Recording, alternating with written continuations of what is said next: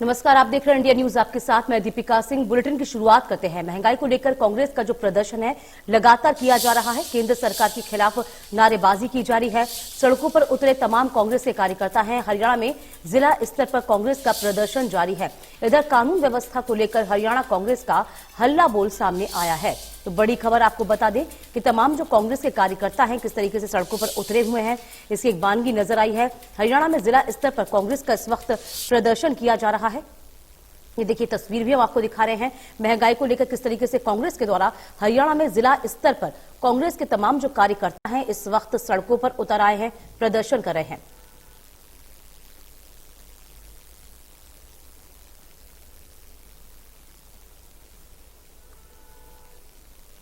तो फिलहाल तस्वीर हम आपको दिखा रहे हैं। देखिए किस तरीके से सड़कों पर तमाम कांग्रेस के कार्यकर्ता इस वक्त उतर आए हैं और हाथ में स्लोगन लिए हुए हैं, तख्तियां हैं, बैनर है, पोस्टर्स हैं और इसके साथ साथ वह प्रदर्शन करते नजर आए हैं।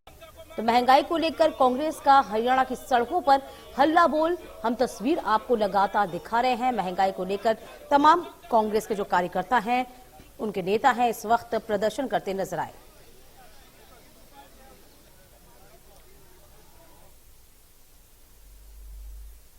और इसी बीच एक और बड़ी खबर आपको रूबरू करा देते हैं। बड़ी खबर इस वक्त आपकी टीवी स्क्रीन पर आ रही है। इस वक्त यमुनानगर से बड़ी खबर, जहां कानून व्यवस्था पर शिक्षा मंत्री ने क्या कुछ कहा है। शिक्षा मंत्री ने कहा, कानून व्यवस्था पर शिक्षा मंत्री का बयान सामने आया है। सरकार ने मामले को काफी गंभीरता से लिया है। ये शिक्षा मंत्री ने कहा है, कानून व्यवस्था कांग्रेस के समय बदतर थी और अब जो है स्थितियां काफी बेहतर हैं। वर्तमान सरकार के कार्यकाल में इस तरह की कोई घटना नहीं हुई। जब कांग्रेस के समय में बस्तियां जलती थी, ऐसी घटना इस वक्त की सरकार में घटित नहीं हुई है।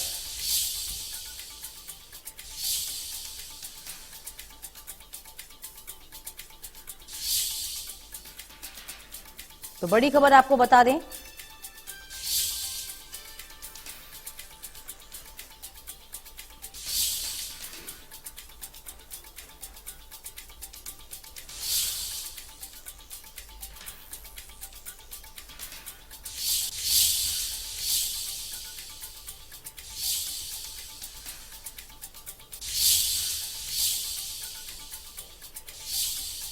देखिए बड़ी खबर आपको बता दें, सरकार ने मामले को काफी गंभीरता से लिया है। ये बड़ी खबर इस वक्त आपकी टीवी स्क्रीन पर, ये बड़ी खबर आपको बता रहे हैं। इस पूरे मामले को सरकार ने किस तरीके से गंभीरता से लिया है, ये तस्वीर भी हम आपको दिखा रहे हैं। वर्तमान सरकार के कार्यकाल में ऐसी कोई घटना घटित नहीं हुई है।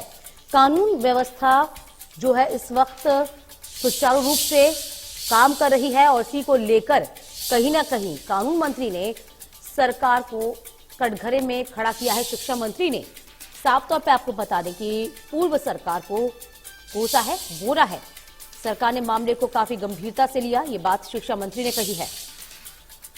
ये भी कहा कि कांग्रेस के वक्त में किस तरीके से बस्तियां जलती थी, ये कंवरपाल गुर्जर ने कहा।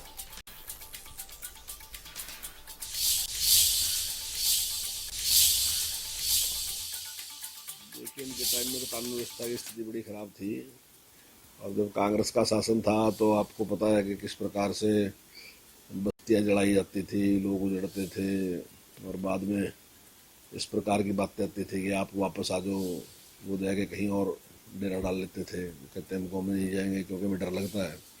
तो ऐसी बहुत सी घटनाएं होती थी, लेकिन हमारे इस सरकार के, वर्तमान सरकार के कार्यकाल में इस प्रकार की घटना कहीं भी नहीं है। अब जिस बात को वो बहुत तुल दे रहे वो है विधायकों को धमकी देना। अब ये बाहर से कोई, विदेश से कोई व्यक्ति है, अब ये विषय क्या है क्या नहीं है तो बाद में जांच के बाद ही पता चलेगा। और मुख्य रूप से उन्होंने सारी जो धमकियां दी वो सारे कांग्रेस के विधायक हैं जिनको दी उन्होंने। लेकिन मेरा मानना है कि सरकार इसमें पूरी तरीके से गंभीर है। किसी को भी दी जाए धमकी, चाहे वो कांग्रेस का विधायक है चाहे वो दूसरी पार्टी का है, अगर किसी ने भी धमकी दी है तो वो एक बहुत बड़ा अपराध है और सरकार ने इसको काफी गंभीरता से लिया। माननीय गृह मंत्री जी ने भी पहले स्वयं उन्होंने कहा कि मैं स्वयं इसकी देख कर रहा हूँ, मैं स्वयं इस पे उन्होंने संज्ञान लिया। और उसके बाद माननीय मुख्यमंत्री जी ने, गृह मंत्री जी ने इकट्ठे अधिकारियों की बैठक ली और उन्होंने कहा कि ये कहीं भी है, चाहे किसी भी देश में है, इनके खिलाफ कार्रवाई करेंगे, सरकार लगी।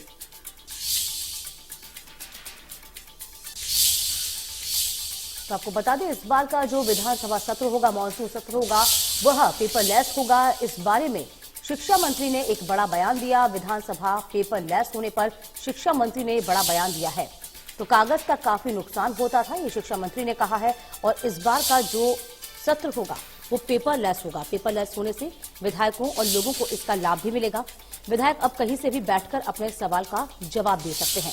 ये बातें कही, विधानसभा पेपरलेस होने, हाईटेक होने की बात कही है कि आप पेपर का इस्तेमाल कम से कम हो, इससे काफी नुकसान होता है। और इसी का ख्याल अब कहीं न कहीं सत्र में रखा जाएगा।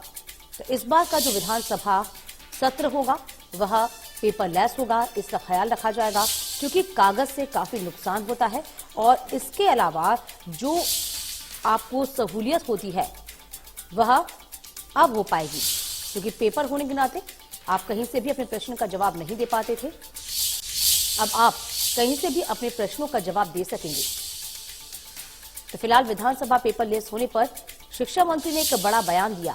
कागज का काफी नुकसान होता था, शिक्षा मंत्री ने कहा, और इसी के लिए अब जो सत्र होगा वह पेपरलेस होगा।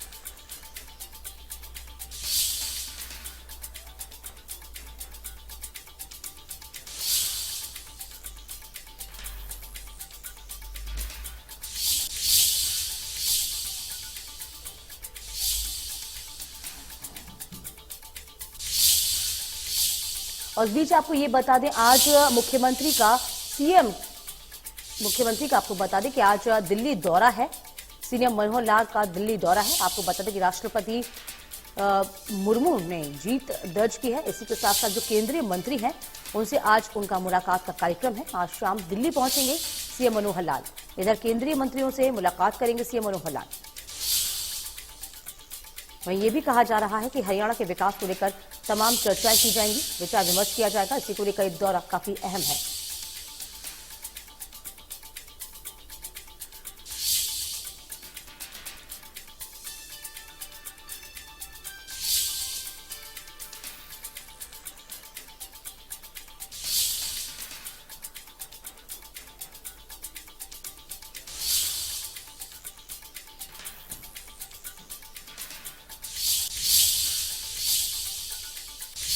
इधर ओलंपिक के गोल्डन बॉय भाला फेंक खिलाड़ी नीरज चोपड़ा ने एक बार फिर से कमाल किया है। तो बड़ी खबर आपको बता दें, इससे पहले सीबीएसई ने 12वीं के नतीजे घोषित कर दिए हैं। लाखों छात्रों का जो इंतजार है वो खत्म हो गया है। सीबीएसई में छात्राओं ने एक बार फिर से बाजी मारी है। तो देश भर में 16 रीजन में छठे स्थान पर अजमेर रहा है। 96.01% रिजल्ट रहा है। तो बड़ी खबर इस वक्त आपको बता दें कि सीबीएसई ने रिजल्ट जारी कर दिया है। केंद्रीय माध्यमिक शिक्षा बोर्ड यानी कि सीबीएसई का 12वीं का रिजल्ट 92.71% रहा। लेकिन आपको बता दें कि सबसे ज्यादा जो अच्छा रिजल्ट दिया है, नेशनल एवरेज का रिजल्ट दिया है, वह अजमेर रीजन यानी कि राजस्थान और गुजरात ने दिया है।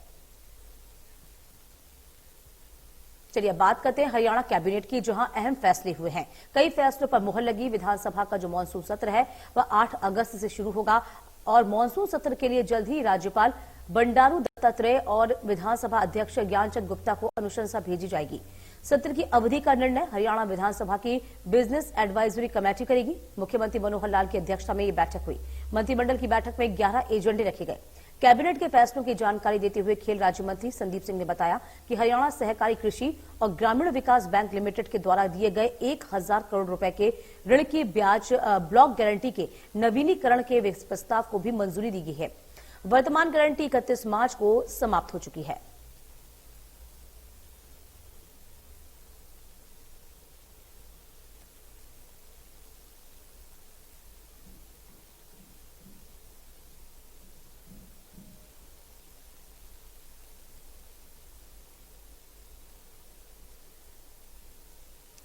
चलिए अब आपको ग्राफिक के जरिए जरा समझाते हैं कैबिनेट में क्या कुछ अहम फैसले लिए गए हैं, किन पर मुहर लगी है। देखिए तस्वीर भी हम आपको दिखाएंगे, जरा ग्राफिक के जरिए समझिए। चूंकि विधानसभा का जो मानसून सत्र है वह 8 अगस्त से शुरू होगा और इसी के साथ साथ इससे पहले कई फैसले लिए गए। सूचना आयोग के ग्रुप ए और बी पदों की सेवाओं को बहाल किया गया है। म्युनिसिपल काउंसिल टैक्स में 2% स्टाम्प ड्यूटी लगाई जाएगी, इस पर मुहर लगी। इसके अलावा 2000 विशेष पुलिस अधिकारियों की भर्ती का प्रस्ताव भी पारित किया गया है। आपको बता दें कि सूचना आयोग में भर्ती किए गए तमाम जो नए नियम हैं उनको लागू किया जाएगा। वो नियम बनाए गए। ब्लॉक गारंटी के नवीनीकरण के प्रस्ताव को भी हरी झंडी दिखाई गई है।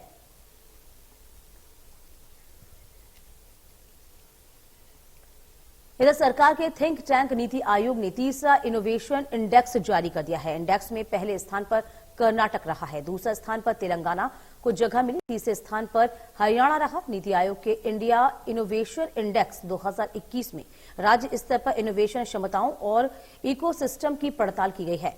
इनोवेशन इंडेक्स के तीसरे एडिशन को नीति आयोग ने ग्लोबल इनोवेशंस इंडेक्स की तर्ज पर विकसित किया, जिसमें इस बार 66 इंडिकेटर्स के आधार पर विश्लेषण किया गया है, जबकि पिछली बार 36 इंडिकेटर्स पर विश्लेषण हुआ था।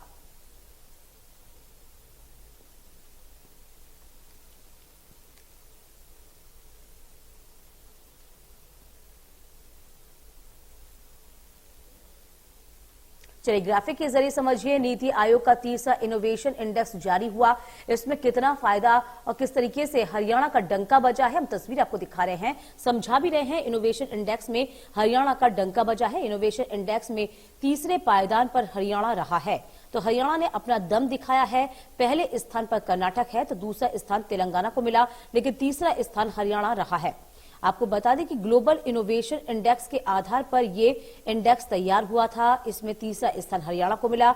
66 इंडिकेटर्स के आधार पर इसका विश्लेषण किया गया था और इस विश्लेषण पर खरा उतरा है हरियाणा, जिसको तीसरा स्थान मिला है।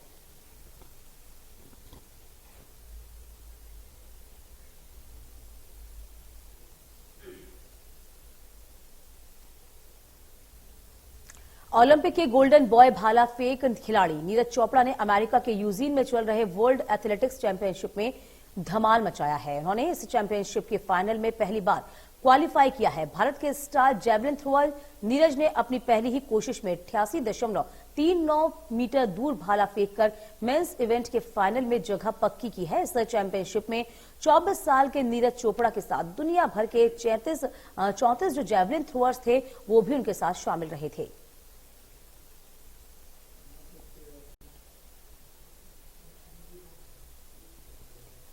तो नीरज चोपड़ा का इस सीजन में शानदार प्रदर्शन रहा, जो अब तक जारी है। इस स्टार खिलाड़ी ने 2 बार अपने व्यक्तिगत सर्वश्रेष्ठ प्रदर्शन में सुधार किया है।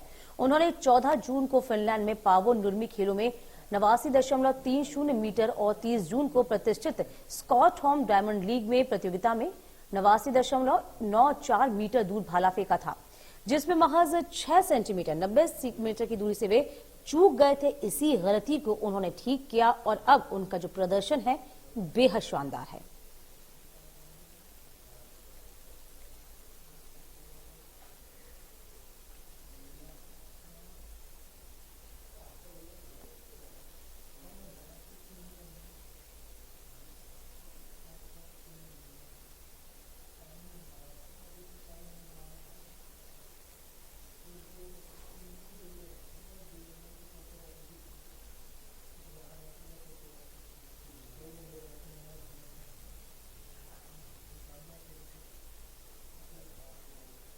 चलिए इस बीच एक बड़ी खबर आपको बता दें, जहां सोहना रोड से एक खबर मिल रही है। एक बड़ा और लंबा जाम यहां पर लगा हुआ है।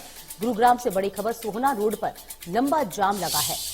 आपको बता दें एलिवेटेड फ्लाईओवर पर शूटिंग के चलते ये जाम लगा है। ये बड़ी खबर आपको बता दें, देखिए हम तस्वीर भी आपको दिखा रहे हैं। गुरुग्राम का सोहना रोड है ये, जिसमें एक लंबा जाम लगा। राहगीरों को परेशानी हो रही है। कहा जा रहा है कि एलिवेटेड फ्लाईओवर पर शूटिंग के चलते ये लंबा जाम लगा है। शूटिंग के दौरान फ्लाईओवर को बंद कर दिया गया है और इसके परिणाम स्वरूप एम्बुलेंस भी वहां फंस गई है। लोग किस तरीके से परेशान हो रहे हैं, तस्वीरें हम आपको दिखा रहे हैं। जहां देखेंगे आप लाइनें लगी हुई हैं, वाहनों की लंबी लंबी कतारें आपको नजर आएंगी रोड पर। चूंकि मौसम भी इस वक्त बेहद खराब है, बारिश जो है दिल्ली एनसीआर में इस वक्त हो रही है। और इसी बीच ये भी कहा जा रहा है कि एलिवेटेड फ्लाईओवर पर शूटिंग चल रही है, इसी के चलते एलिवेटेड को बंद कर दिया गया। जब बात नीचे से चलने की आती है उसके बाद आपको बता दें लंबे जाम की तस्वीरें सामने आई हैं। फिलहाल ये भी कहा जा रहा है कि जाम में जो एम्बुलेंस है वो भी फंस गई है। तस्वीर देखिए, हम आपको तस्वीर भी दिखा रहे हैं आम जनता को किस तरीके से परेशानी का सामना करना पड़ रहा है।